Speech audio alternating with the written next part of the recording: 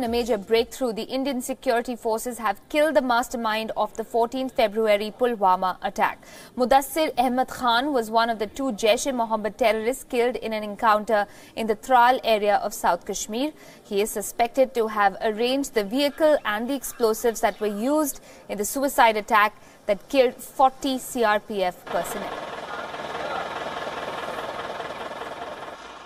How big is the success of Mudassir being eliminated in South Kashmir?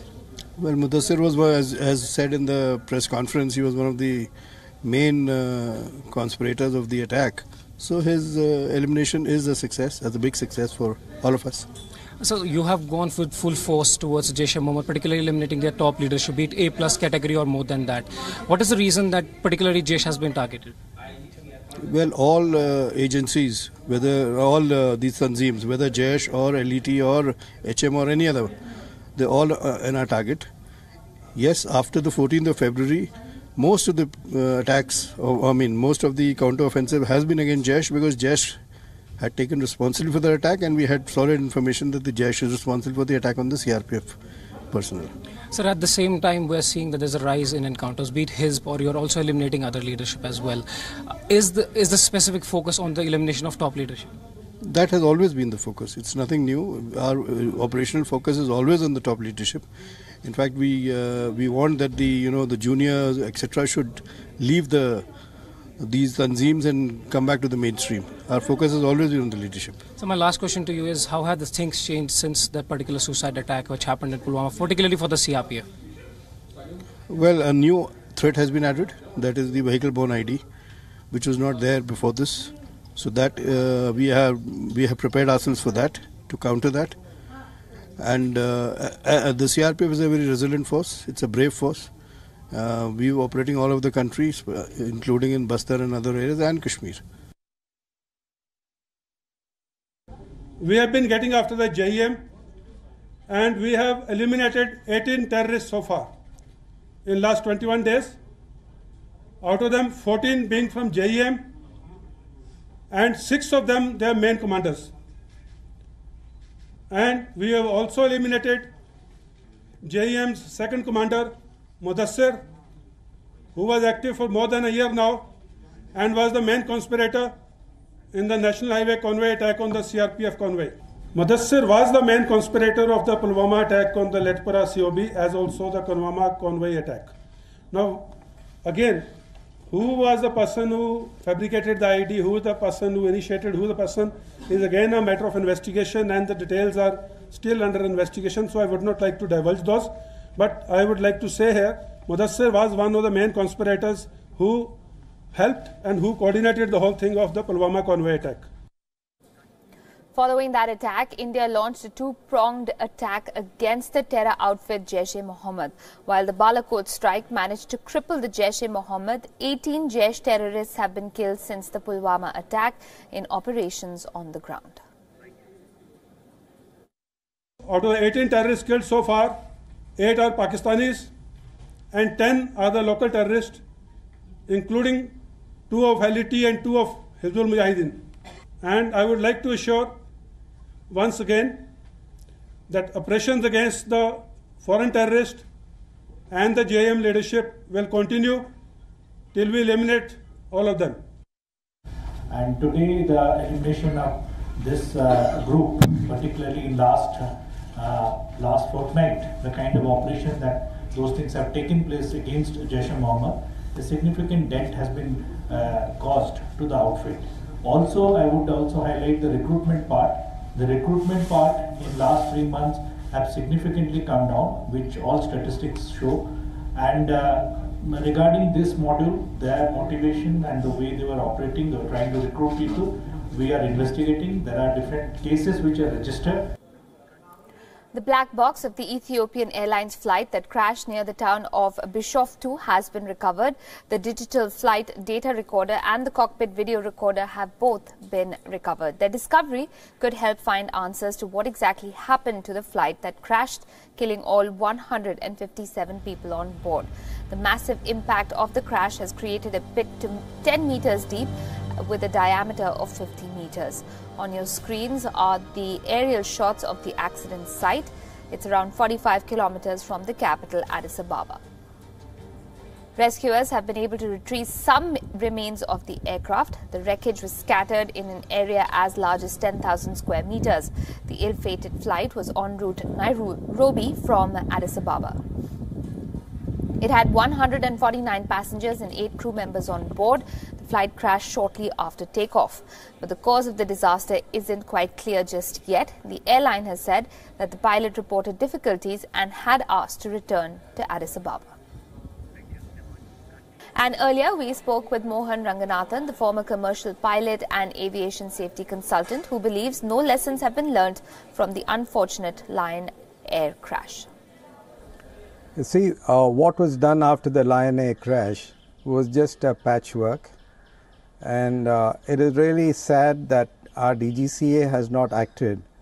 To start with, it is not the same type as the 737 as Boeing claimed, because the engines are located, they are bigger engines, they are located more forward, and that was the reason why even test pilots had control problems, and they introduced this new thing called the MCAS, which is the Maneuver Compensation Augmenting System, but there was no mention of that in any of the training manuals.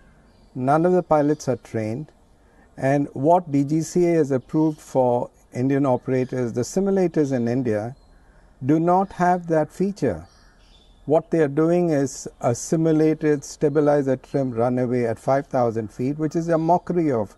So you are having a whole set of pilots flying with absolutely no training on that particular event.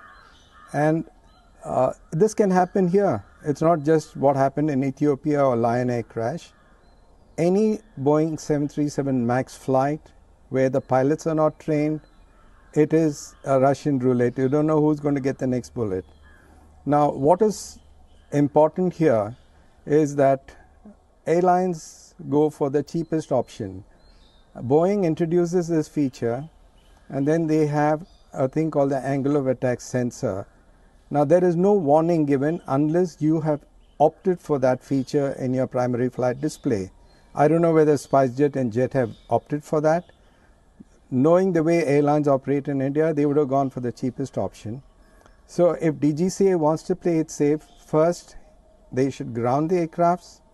2, they should not allow MAX to fly unless all the simulators where the pilots are trained have that feature introduced, not just a simulated one, the actual feature.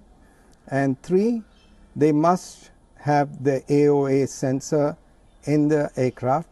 Otherwise, they should not allow them to fly. That's the first thing they should do to start with. And in my opinion, that's an aircraft which is not safe for flying. I wouldn't fly a MAX. Now, Ahmed Khalid's father had been making frantic calls to him while he was on a flight to Nairobi.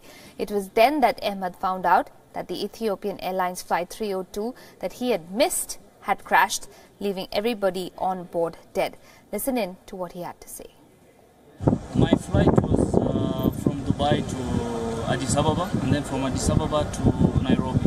But because of the delay from Dubai, so I missed the first flight. So when I reached here, and when I reached Addis Ababa, they told me to take the second flight, which is 11 o'clock. I said it's fine. Everyone was asking the cabin crews what is happening, but no one was saying anything. They were just going up and down. Until one of the passengers saw on his mobile the first plane which just flew, like 6 minutes after flew, it just crashed. And earlier we spoke with the Dutch journalist Betty Dam from Amsterdam and asked her why she believed Mullah Omar was able to evade the US forces for such a long time. It is for Mullah Omar, his sort of like old family, old tribe, that he lived among, the Hotak tribe. So he really looked for the potential loyal people to be around. That on one hand. On the other hand, he had a very low profile. He was not like Osama bin Laden, communicating a lot, sending out messengers for speeches and to broadcast it on television. Mullah Omar was almost not active anymore, so that also made it easy to hide. And on the other hand, I think the Americans looked in the wrong way. From the interviews I had with the Americans or my visits to Washington, I always said, well, in regard to Mullah Omar, maybe he was not in Pakistan. Maybe he did not trust Pakistan. And it's very difficult for the Americans to believe, which is understandable because many Taliban leaders are somehow managing a life in Pakistan. And they assumed that Mullah Omar would also be there. And it turned out not to be. We also asked her about reports that Omar had found refuge, in Pakistan after the defeat of the Taliban in Afghanistan. Listen in. That was part of my research. Of course, when I started this research on Mullah Omar, I mean, I did his whole life, but especially the years after 9/11. I assumed all the time that he was in Pakistan. But at the same time, I found it very difficult to get anything concrete. I figured out that he was hardly communicating.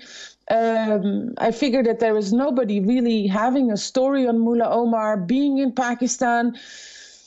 So there's not a lot of proof on that. And considering his biography and the way he dealt with Pakistan also before 9/11, it is also more logic that he relied on his own Afghanistan, his own tribe, than on a foreign country, in this case Pakistan. Now, as the tensions between those South Asian neighbours, that's India and Pakistan, continue to simmer, India's Foreign Secretary Vijay Gokhale will be meeting the US Secretary of State in Washington, D.C. Gokhale is expected to raise the issue of misuse by Pakistan of the F-16 fighter jets and advanced medium-range air-to-air missiles against India. According to Indian officials, these are regular, high-level dialogue mechanisms to review bilateral relations, exchange views on major foreign policies and security-related developments, and coordinate respective positions on issues of common interest. Now, during his visit, the Foreign Secretary is also likely to meet with senior leaders of the U.S. administration and the Congress. Earlier, the U.S. State Department had issued a statement on its assessment of the situation between India and Pakistan. It had also claimed credit for de-escalating tensions. It said that Mike Pompeo led the diplomatic engagement directly, which played an essential role in de-escalating tensions between India and Pakistan.